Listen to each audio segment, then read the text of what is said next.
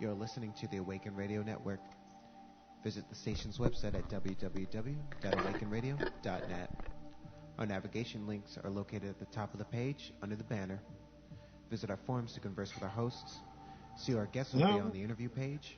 You can join in the conversations on our live chat room page. Thank you for listening to Awaken Radio Network.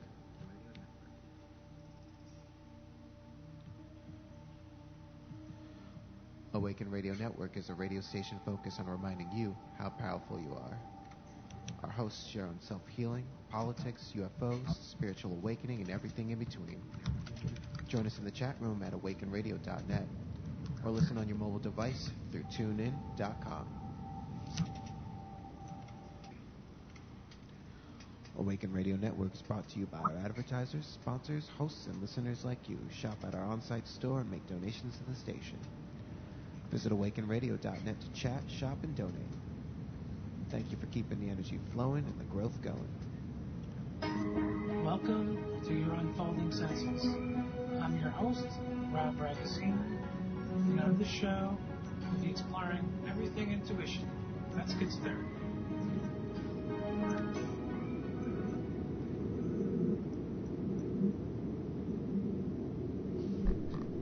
You're live, Rob. Hello, and today we're talking about following your nose. We're going to be doing some work around smell and looking at our intuition through our intuitive sense of smell. And before we begin, we'll do a short meditation to allow us to connect with our intuition.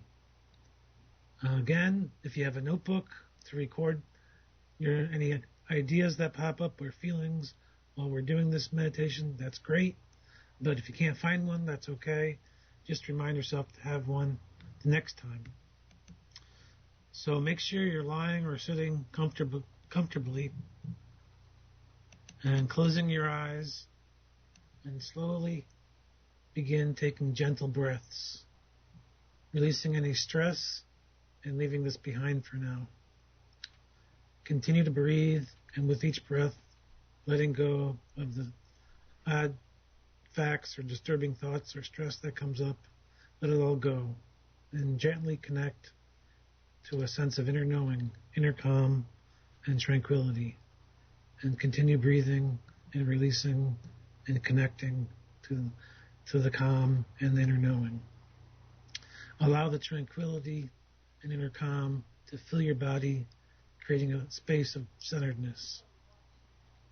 Believe and feel that all the answers you need are within this space of connectedness. Spend a moment here, connect to your intuition in all of your senses, especially your nose. Notice if you can smell what you cooked for dinner, or maybe even breakfast, and allow whatever comes into your perception to come. Perhaps a symbol, word, or phrase, perhaps a scent, perhaps an answer to a question. Whatever comes, let it come. But if nothing comes up, that's okay. Simply sit in silence and feel connected to yourself. Now continue breathing and feeling connected, and allow yourself a few more moments here, knowing that you always have access to this space. When you're ready, you can begin to breathe normally, slowly bringing your awareness back to the room, and gently begin to open your eyes. Okay. Now, tonight we're going to be working with smell.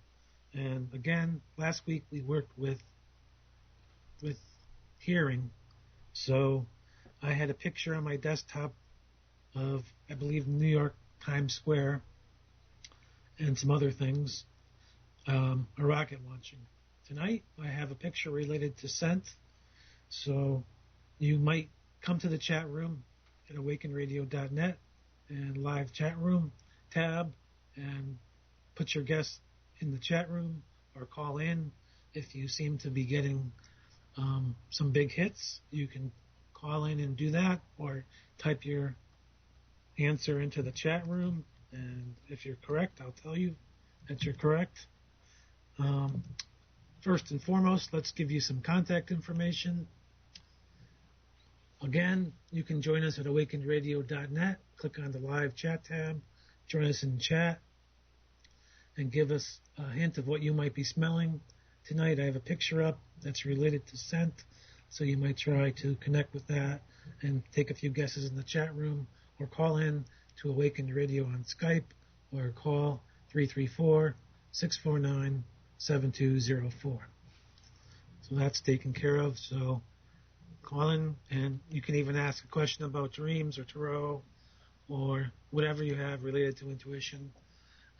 Tonight, however, we're talking largely about scent and how to connect to it. Some tools like aromatherapy we'll be talking about later on. So what do you smell? Take a guess, try it out, think about it. You might follow along in your journal, write down the clues that you get. I'd like to refer back to a couple weeks ago where we had the New York Philharmonic Orchestra, and somebody guessed horn, and they saw the larger space, but they didn't guess that. They just guessed horn. So coming back to the scent, you can try to guess how it relates. Just write down the words. Maybe you get colors or shapes or images. That's great. You can write those down and then try to connect to the smell and see what you're guessing. And we got a couple guesses in the chat room, and somebody says something sweet. I guess that's not really close. And somebody says cherry trees in Washington, and I don't think so. It is kind of related to trees, though. So there's a really good big hint. Now, last week, we talked about chanting and listening and finding ways to connect your intuition by using those to access intuition. Now, we had people guess, I guess, a picture of the Texas Rangers and Times Square. So, again, remember those kinds of things when you're guessing again this week. Remember the symbols and words that came into your mind. And don't be dismissive. I guess that's really have to keep reminding everyone. Don't dismiss whatever comes in. Like cherry trees in Washington is a really close guess to this picture. So don't be dismissive. Try to see what your senses are telling you about this. And again, we're working with smell this week. And William Shakespeare, of course, says, "What's in a name? That which we call a rose by any other name would smell as sweet." And that's the quote of the day. So when you're working with scent, it's kind of elusive, and I'll have to admit, it's not my best strength when it comes to the senses, but you want to pay attention to any memories that come up, bodily sensations. Think about phantom scents or odors that maybe even can exist. Think about imagery. Think about thoughts related to the smell, the taste, any kind of desires, phantom tastes. It can be a really powerful sense, and it brings a lot of things into our awareness that can be distant from our present location. So you can smell, for instance, a fire, and you can be miles away from it. It could be a big forest fire, for instance, or it could be like a natural gas thing. So that's something that's not natural, but you still smell it, very powerful. So you want to use your intuitive sense sort of like an early warning sign, or, just another way to be more aware of your environment. And Colin has a picture of a cheeseburger. I don't know if that's a guess in the chat room or not, but no, it's not food. I'll say that much. Don't be dismissive. And if it's something that might come up, it might be maybe a related childhood memory might come up, and you'll say, "Oh, that's interesting. I wonder why that's coming up. That could be pertinent here." So just see what's coming up into your mind, but again, reconnect to any kind of smelling sense that comes up and write it down. Ask why, what is this? Why is this memory coming up for me? Ask if something is important about the image. So you get an image, and it's not roses. Even though I've used a Shakespearean quote, nope, it's not roses, as we've gotten, I guess, in the chat room.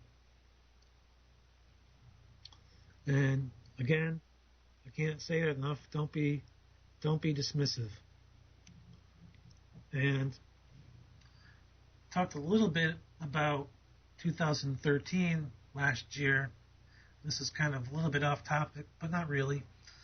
The numerology behind 2013 kind of relates strongly to compassion, because it's not orange orchards. The color orange is involved in the picture. Again, if you'd like to talk with me, or you have an idea of what it might be, you can call in and take a guess. Gave the number earlier. It's 334-649-7204, or you can join us in the chat room at awakenedradio.net, or through Skype, and you type in Awakened Radio and call us that way. So 2013 really involves a lot of compassion. So it's working with this compassion that you're developing a connection to yourself and to your body and to all of your senses. So compassion for ourselves, really being concerned with the food that we eat and treating animals with respect. And if I have time, we'll talk about a dumb supper, which is really about connecting with ourselves and our families and our ancestors, which can be really neat. And it's also coming up the year of the snake, which can be about shedding and transforming your life and letting go of some of your old ways. So I talked about my dream with the box in the oven, and I've been acquiring some nice tools to help me cook my food and process my food in a little bit better way. Got a new juicer last week. So it's really about enjoying the food you eat and enjoying the crispness of the vegetables, really connecting with how you're fueling yourself, having the compassion to ask, am I eating in the best way, for instance? And here's part of a poem from Somerset Maugham. He says, beauty is an ecstasy. It is simple as hunger. There is really nothing to be said about it. It is like the perfume of a rose. You can smell it, and that is all. Again, another rose quote, I guess, but we're really trying to connect with the sense of the essence of smell and the senses with our body and how we can best support ourselves and connect to all of our senses. And we've been working with listening in the past few weeks.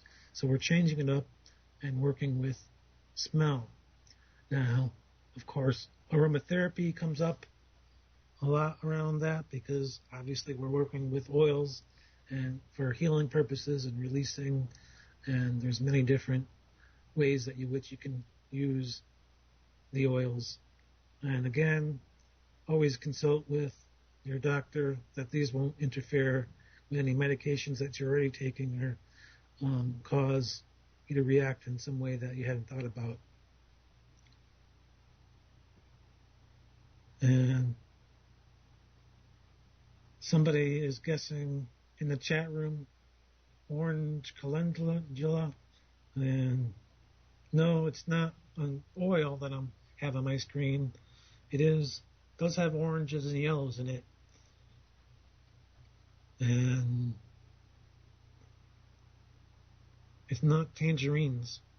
So, and those are some of the guesses that I have, I guess. And if you have any guesses, again, you can call in. Now, I've used a couple different oils in the past. Last few weeks I've been really trying to read up on them and study them and learn more about them.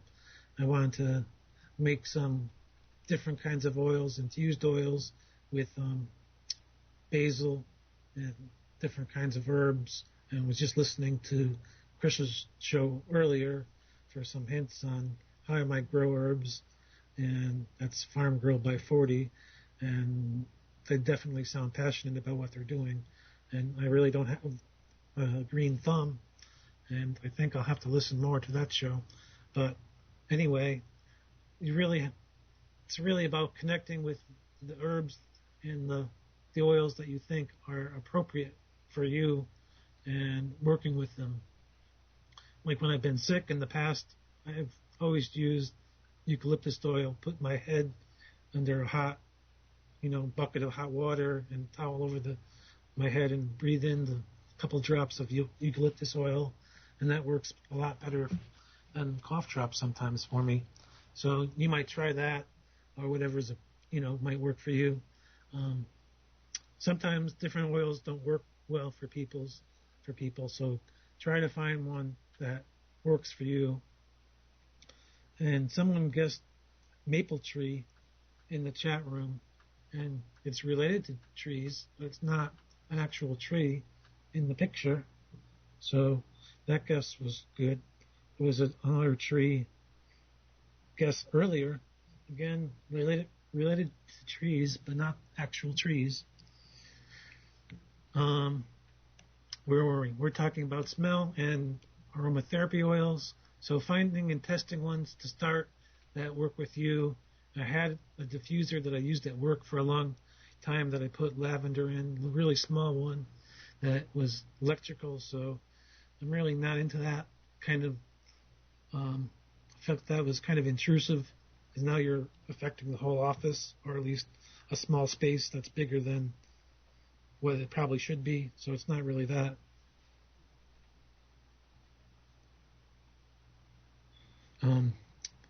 Not that.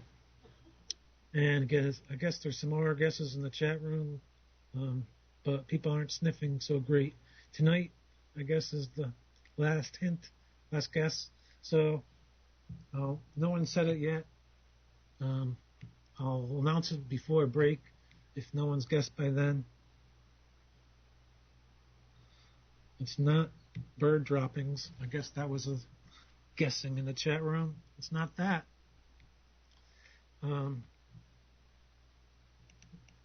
If someone knows a good aromatherapy oil for crows, let me know, because my parking lot's filled with them. Now, research and active use here in the States isn't so big, but it's a lot more popular in Europe. And anyway, you can have relief from anxiety and depression, and have deeper sleep. And in fact, I was working with clove bud oil this week, and it seemed to help me to really drop into more focused sleep. I had a lot more dreams, many more than I normally have, I guess, and I also slept longer. So I think that it has actually been helping, and you can use the oils in a variety of ways. One is, of course, to have a diffuser, which is pretty cheap, about maybe $20, and you can put a candle under there and light so it's a metal kind of, I don't know how you would describe it. It's like almost like a glass, and the top where the oil goes, and then beneath the candle goes down there, so it's like a candle holder, and you can burn the essence. You can put it in water and let it diffuse that way. You can put it in oil and let it diffuse that way. So there's a bunch of different ways you can work with it. I don't use the candle necessarily. You might try using a candle and putting the oil into the wax, only a few drops. The oils seem like they're expensive, and those are the ones you want to probably use, because those are the real stuff versus the chemicals. And again, like everything else, there's stuff that's $2 or $3 a bottle, and that's probably not the real essence, not the real oils. So you want to look and make sure that it's actual real aromatherapy oil, real essential oil, I guess is the right word, real essential oil, and not chemical compounds. So just make sure of that. And you'll be good to go. I mentioned working with stones by going up to a board and picking one, like in a store, local store. So go up and to wherever they sell aromatherapy oils and pick one out of the rack and then try to work with that, see if it's appropriate for you, of course. If you open it up and just take a whiff and it smells like too strong or too sharp, it might not be appropriate for you. You really want to like the smell that you're working with, obviously. So pick one that you like. And for me, it was the clove bud this week because I just walked up to the shelf, picked that, and went home. And to me, it smells kind of like cookies, and that might not be necessarily true for you. And if it does, that's great. If it smells sharp or bitter or not very good to you, if you want to turn away from it, obviously, don't work with that scent. Work with a scent that you like to work with. And some studies that have been done obviously have shown that it does promote deep sleep, working with the essential oils and aromatherapy. And a 2005 study in the Journal of Chronobiology found that lavender, too, acts as a mild sedative and promotes deep sleep. And it was a small study, but you're not going to find a lot of studies that are well reported necessarily unless you're in Europe, and then you'll find a lot more studies around it. A really good book that was published a while ago is The Fragrant Mind by Valerie Ann Worwood, not Wormwood, but Worwood. And she talks about a lot of different studies all over Europe, one by Dr. Shizo Tori, who measured actual brain waves and showed that, the aromas can have both a stimulating effect and a relaxing effect. So you can work either way. You can work to relax, you can work to feel energized, work to feel pumped up. It's up to you. Another study at the University of Manchester is showing how the essential oils can kill MRSA, E. coli, and other bacteria and fungi, but they don't talk about which oils they're actually working with, and they're not going to report them until they're actually done studying, but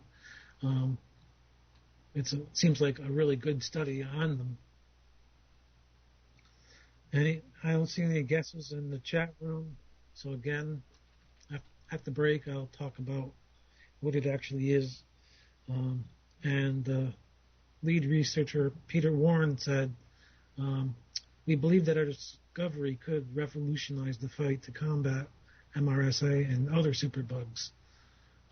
We're having problems funding this because the essential oils can't be patented and they're naturally occurring. So obviously a few drug companies are interested.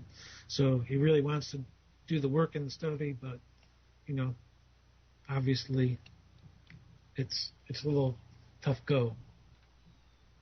Now, there's tons and tons of uses for the essential oils. You might read The Fragrant Mind, which is a really good book on this. One is working with your chakras, so applying the oils directly to your skin.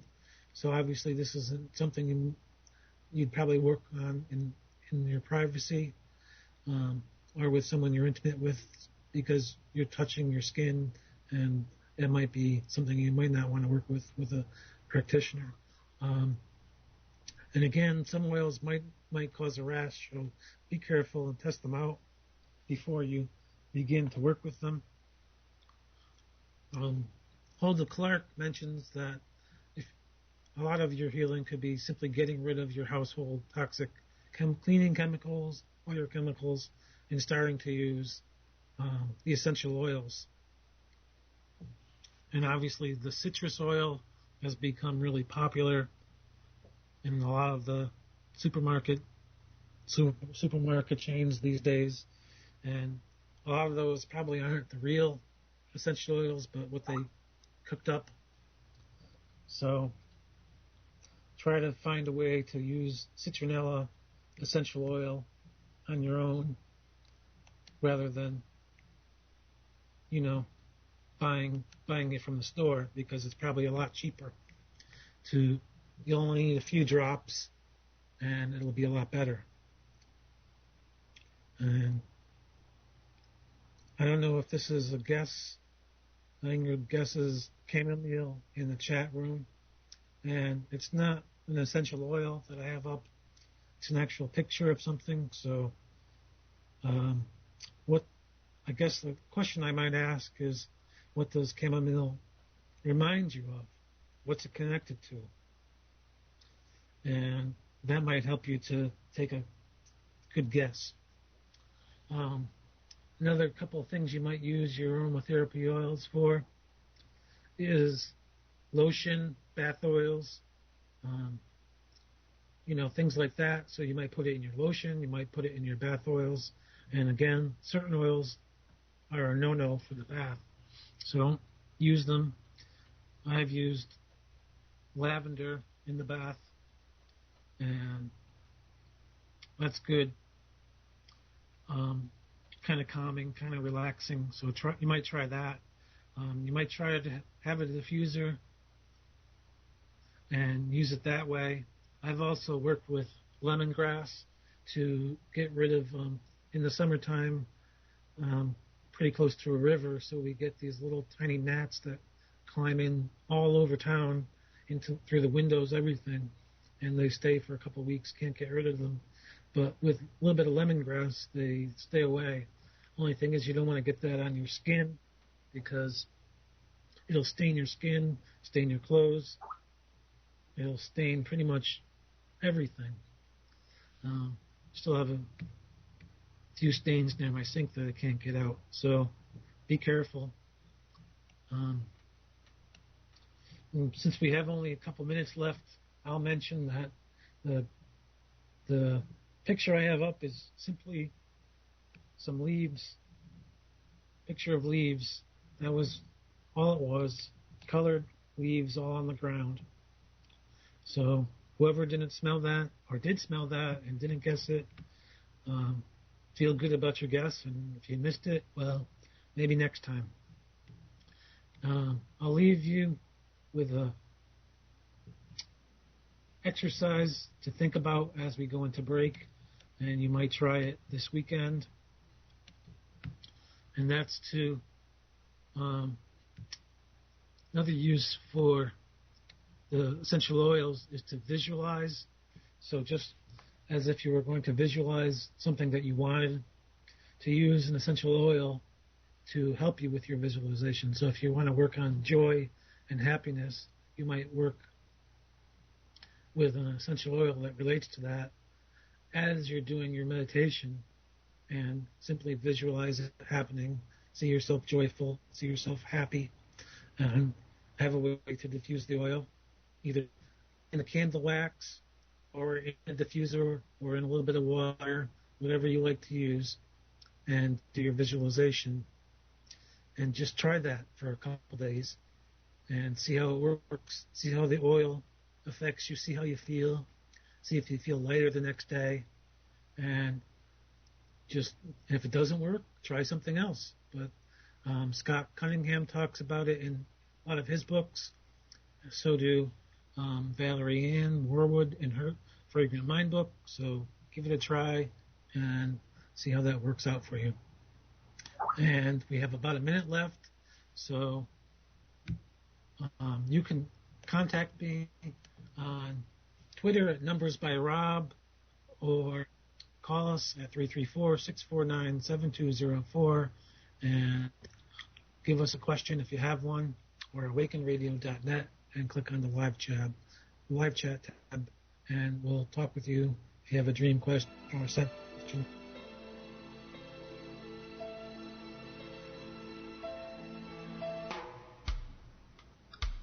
Thank you for listening to Awakened Radio Network at awakenedradio.net. Join us to take part in our live chat room, our forum. Check out who's going to be interviewed next on our interviews page.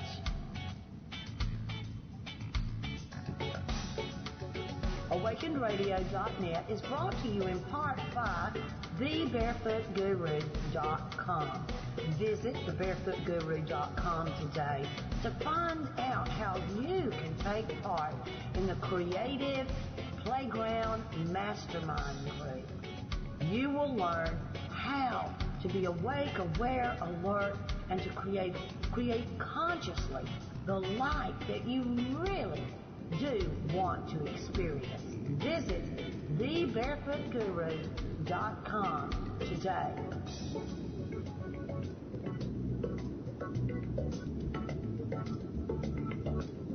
AwakenedRadio.net is brought to you by you, the listeners, those of you who tune in and listen to us, who take part in our broadcast, who join us on our website to chat with us and interact with us.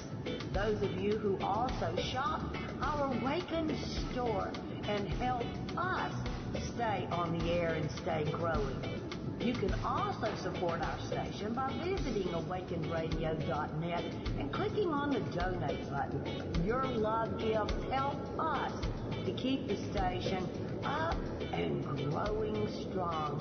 Thank you for being part of Awakened Radio Network at AwakenedRadio.net. Welcome to your Unfolding Senses. I'm your host, Rob Ragozzine, and on this show, we'll be exploring everything intuition. Let's get started.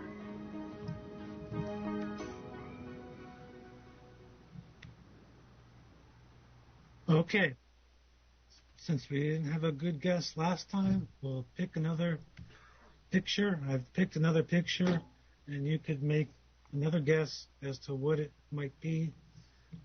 Again, don't be dismissive of anything.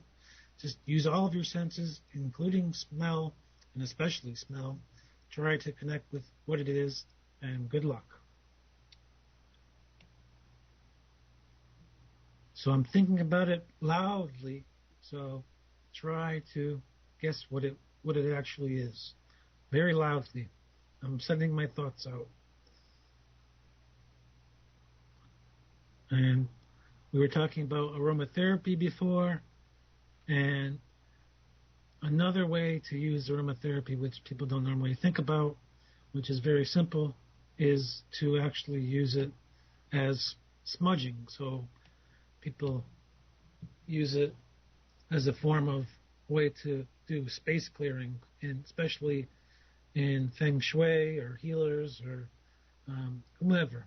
It's been really popularized, and what I'd like to remind you of is to find a way to get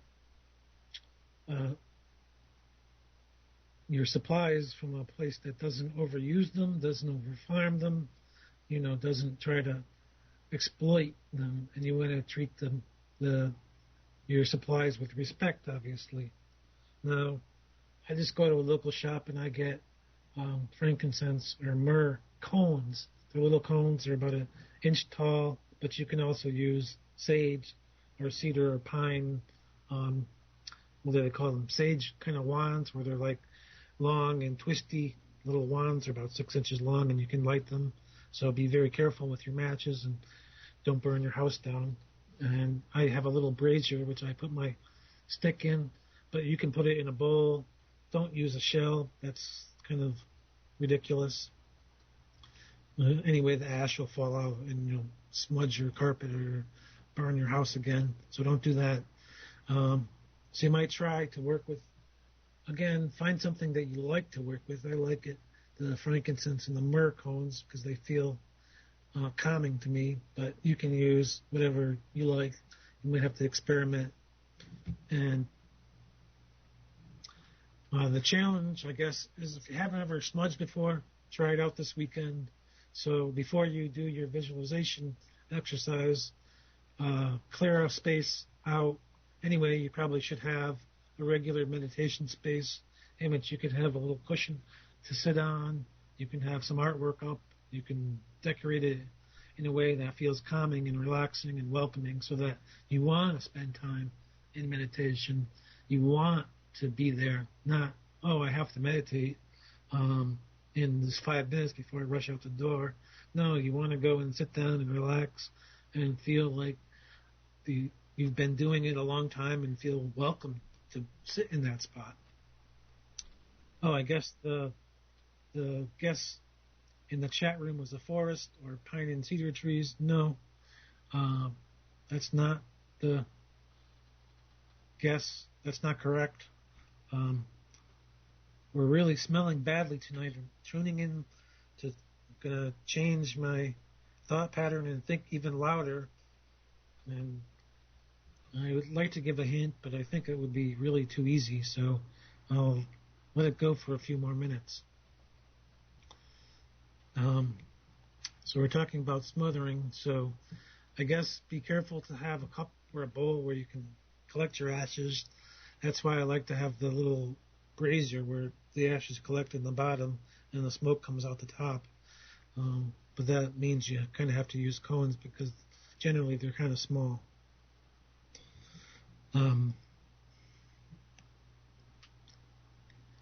Now, since we're talking about smell, I want you to think about like some common phrases that we use all the time, such as, that doesn't smell right, smelling like daisies, smelling like roses, take time to smell the roses, stop to smell the roses.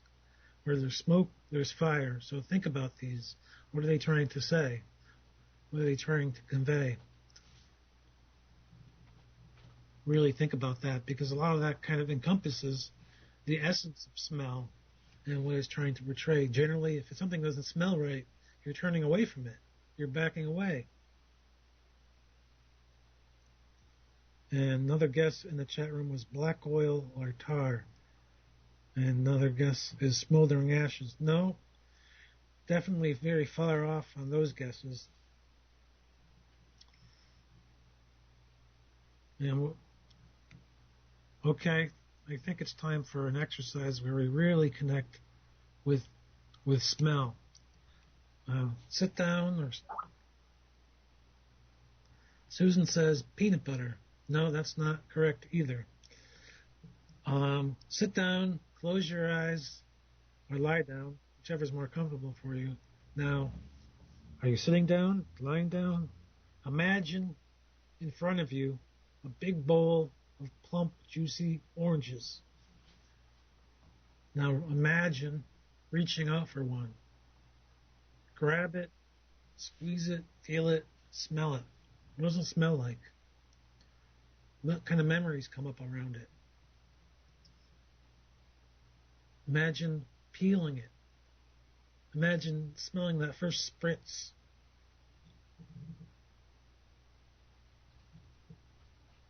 Now imagine tasting it and smelling it at the same time.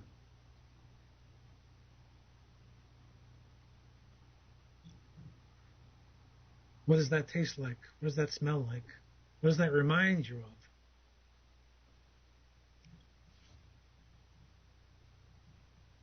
Some interesting odd fact is 2004 was a Nobel Prize for recognizing that the smell of an orange. You had to use your smell system. Well, the smell system, the coded pattern of that smell from your memories, uses thousands and thousands of smell patterns. Ingrid in the chat room guesses popcorn. Susan guesses soccer game, summer, Christmas. That's a whole lot of guesses, but no. And it's something related to smell, so it's not a painting.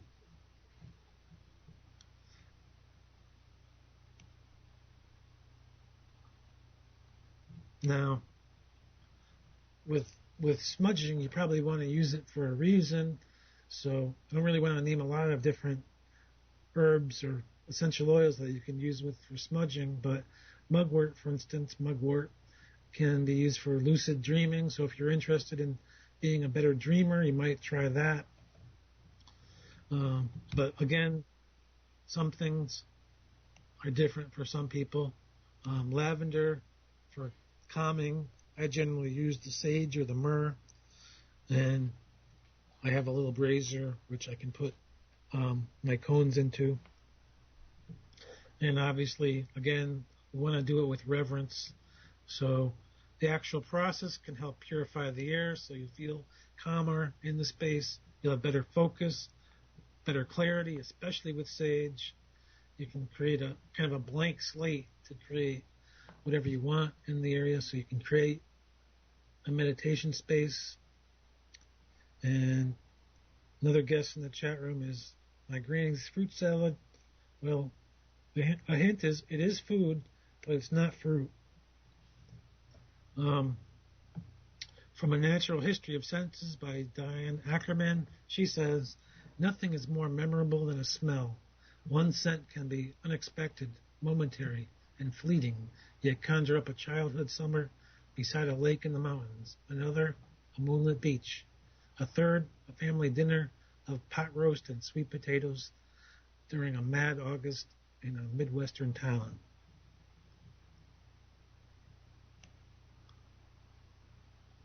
Now, I really got to thinking about Helen Keller in all of this, and there was a researcher that went in and worked with her, and he said that she didn't really have any better sense of smell than anyone else, but I find that kind of hard to believe.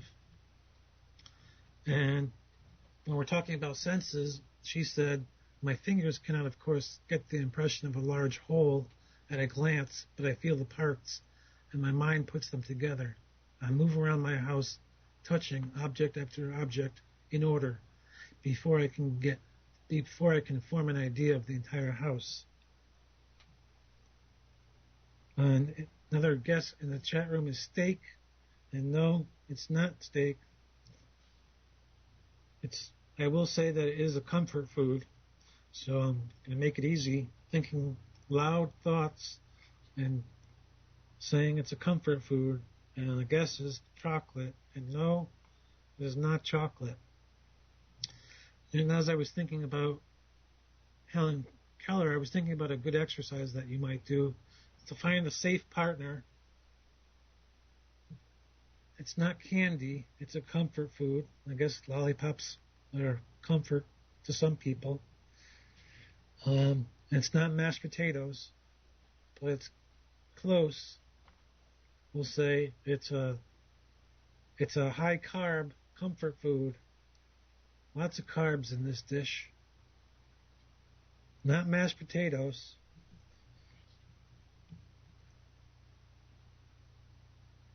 It's pretty close to pasta. Well, it is pasta, I guess. No. It's macaroni and cheese. So that's the object I was guessing, having you guess. Macaroni and cheese. I don't want to give you a smelling fit. So obviously, many of us have work to do on our smelling sense. So I have an exercise to do with a partner at home, and that is to wear a blindfold and use smell to navigate during the day. Well, not for an hour at home. Don't use your hands. So have a partner and just use your sense of smell to walk into the room and determine who's there, and then you can talk with them.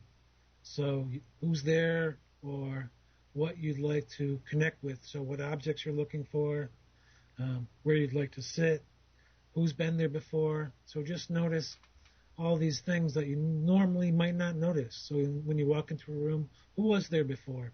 What was for breakfast? What was for lunch? Just notice these things. Be more noticing. And you might do that without a blindfold, so it's a little bit easier, but just to notice that.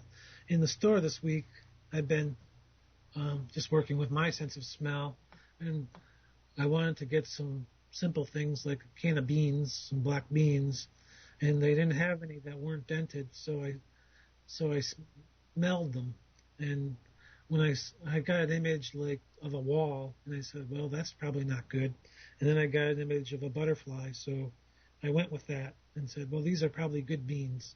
haven't eaten them yet. So if I'm not back next week, my exercise didn't work. But generally, just learn to connect better with your sense of smell and find a way to smell into events that you're going to. So sniff it out, as you might call it, and see how it might be, and see what kind of imagery, what kind of hints you get. Write it down, and then when you come back, you'll notice whether you're right or not. Just have fun with it. That's the best way to really explore smell.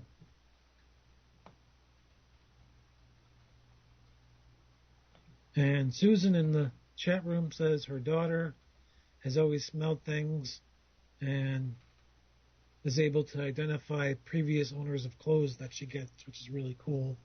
So that's a good thing to do. Go into a Savers, for instance, or whatever those stores are called, and buy something inexpensive and see if you can smell the story of the previous owner. You don't have to be right, but just see what imagery, what senses you can connect with. And Susan says her daughter's been doing that since she was 2, so that's pretty cool. That sounds great. Here's what Helen Keller says about smell. She says, touch sensations are permanent and definite. Odors deviate and are fugitive, changing in their shades, degrees, and location. There is something else in odor which gives me a sense of distance. I should call it horizon, the line where odor and fancy meet at the farthest limit of scent. Smell gives me more idea than touch or taste of the manner in which sight and hearing probably discharge their functions. Touch seems to reside in the object touched because there is a contact of surfaces. In smell, there is no notion of relivio. And odor seems, I don't know what that word is supposed to be, but anyway, an odor seems to reside not in the object smelled, but in the organ. Since I smell a tree at a distance, it is comprehensible to me that a person sees it without touching it. So she really learned to explore her world with the sense in it. Now, we really want to look at how we're connecting with scent on a daily basis. And in today's world, there's tons and tons of perfume and chemicals, and now how do we sidestep that? Again, I mentioned Hulda Clark, how she had talked about cleaning our house of all her harsh chemicals, so that might be one good idea to work on, and to really look at what's important to us. And again, that goes back to compassion, and how you can work on compassion in your life is, okay, maybe it's time to start clearing some of those chemicals away to allow yourself to connect to your senses, connect to your body in a different way that you might not have thought about before, but can be pretty rewarding. Now, in A Natural History of Senses, Diane Ackerman says, smells detonate softly in our memory like poignant landmines hidden under the weedy mass of years. Hit a tripwire of smell and memories explode all at once. A complex vision leaps out of the undergrowth. I mention that because I want to talk about a dumb supper or a silent supper, or in some circles it's called feeding your ancestors, where you get together with a group of people and you sit silently and you cook a meal that's important for you, for your family, something, maybe even something that relates to your childhood. And you eat it silently, and you leave a space open at the table for your ancestors. And a lot of times this is held around November, Halloween, Samhain time, so that we can really be at the time where our ancestors are coming through the veil, coming through the portal, and trying to connect with us. But it can be any time of year, and it's a way really to reconnect with those of past, and various traditions really work with this. But you can work with it in a way that's comforting and friendly to you, and not really worry about a lot of the complications. As long as you're doing it in a respectful way, it can be fun, and you can learn a lot about yourself. So it's kind of best to do it in a group. And again, each person makes a meal, and it relates kind of to their heritage and their family, or maybe a special family meal they had when you're growing up. And everyone brings really a dish that honors someone that they've lost, and that space really is considered, that empty space is really considered to be them. And you eat the meal in silence. You're not talking during the meal. You're letting the ancestors come through to have a space to, and the silence is to honor them. And after the meal, then you can share any memories that came up for you about that person or the food that you prepared. So a lot of people talk about what the food meant to them and their family. And it can be really powerful. And the smell, obviously, the scent of the event can be very powerful because you're eating foods that you've never eaten before necessarily, because if you have more people, the more dishes.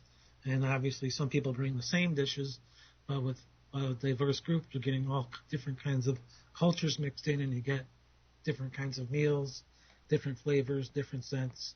So it's really a good opportunity to connect with other traditions and learn about the ways in which other people grew up in their families and what kinds of foods they ate. In one supper, I had a pasta dish, pasta fagioli, and it's really simple pasta with beans. And it really helped me to connect with, one of the memories that can help me connect with was having a dish of the same meal with my grandmother on a rainy day. So it really brought that memory in very sharp. You know, I could see the steam rising from the bowl. I could smell the garlic. I could smell the herbs. It really helped me to connect with all of that. And of course, you know, similar memories can come up with you. And it's a really good exercise to connect with scent, because you're trying foods and you're really aware of new and different foods. Give it a try, especially if you have a group of people that are really open to it. You might also use the meal to honor your ancestors and have a request. After the meal, you can have a request that you might ask of them. So, you know, you might ask for healing in your family, and then write that down and kind of put it into a fire and let it go and see what happens, because they're here to listen to you in some ways. So you might try that and maybe put a prayer in for them, and the rest of your family maybe put a request in, whatever you feel moved to do, and use the event to let go of something or to ask for help in some way. And that might be another way to connect with your family in a new way. Now, since we're talking about scent, we have to talk about the weather. And me, in the past, I've been really good with snow, but nobody really listens. I've learned to treat myself with compassion here, and I finally got an all-wheel drive vehicle. I do live in the Northeast, but I usually get hits around something that's going to be big, and then I'll tell people, especially if I'm taking a class and traveling somewhere, and, you know, got caught up in, one big storm that was 30 inches, and scares me with my little Civic, and everyone else had these big monster trucks. So they were able to get around and I couldn't. But anyway, so I guess that's really a lesson in paying attention to your senses. So whatever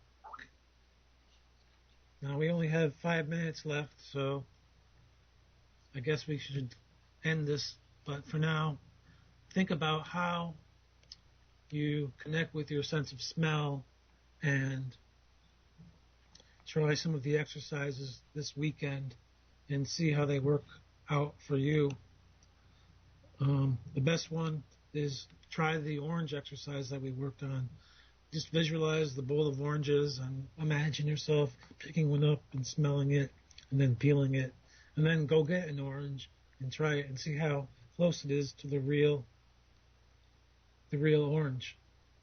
And also try to walk through the grocery store smelling the produce, smelling the cans, see which ones seem like a good fit for you and which ones don't. Try that out. You can contact me here on the Awaken store or in the forum, and I've posted about previous shows, and there's links to my Twitter and my Facebook accounts, but I'm Numbers by Rob on Twitter and Facebook, so that you can find me there and ask me questions there, and you can link to my website through there as well, and you can send me an email or DM me on Twitter if you have any questions, especially related to what we talked about tonight, or dreams, or tarot, or opening to your intuition in any way.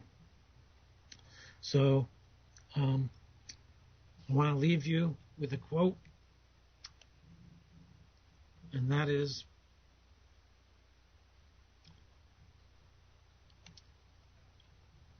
people, I had it, but I missed it. Here it is. Each day we breathe about 23,000 times and move about 438 cubic feet of air. It takes us 5 seconds to breathe, 2 seconds to inhale, and 3 seconds to exhale. And in that time, molecules of odor flood through our systems, inhaling and exhaling. We smell odors, smells coat us, swirl around us, enter our bodies, emanate from us. We live in a constant wash of them. Still, when we try to describe a smell, words fail us like the fabrications they are. So I guess what I want to leave you with is maybe let go of the words as you try to connect with your sense of smell. Try to connect with the sensations and the memories that come up when you're thinking of the smell. So as you're in the grocery store, pick up that orange and smell it. Does it remind you of being at the beach with your family in childhood, or does it you get an image of being on a grimy bus? And I guess what I want to say is, if you're getting the negative image, put it down and go try another one. Do your best to connect with your sense of smell, and we'll come back to talking about it in the future. But really give your sense a chance to really connect with it in a lot of different ways. If you're familiar with the tarot, you might try to work with the tarot cards and see what they smell like when you pick them up. Not the card itself, but the imagery. What does it smell like? What kind of smells are in this card? Maybe they'll teach you a whole new thing about the tarot. So maybe the Fool will smell dirty and grimy, whereas the World will smell fresh and clean and crisp. So give it a try and see where your nose takes you. And I wish you luck in all of your smell journeys this week and next. And I'll leave you with that. Thanks for listening. Have a good night.